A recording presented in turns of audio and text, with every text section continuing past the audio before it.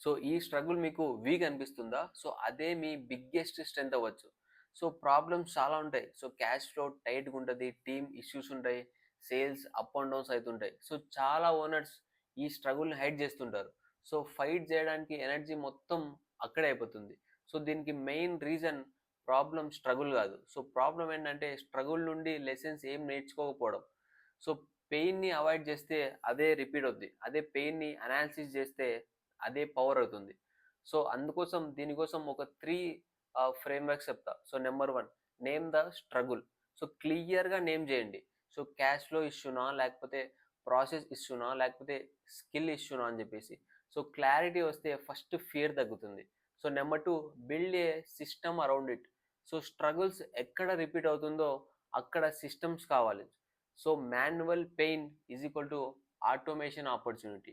So number 3 teach what you learn. So అంటే మీరు నేర్చుకుంది కస్టమర్స్‌కి అదొక వాల్యూ.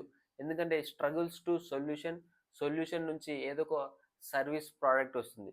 సో ఈ ఈ mindset so strong business success నుండి కాదు. సో స్ట్రగుల్స్ నుండి బిల్డ్ అవుతాయి. సో మీరు ఫేస్ చేసిన బిగ్గెస్ట్ స్ట్రగుల్ ఏంటి? చెప్పండి. Thank you so much.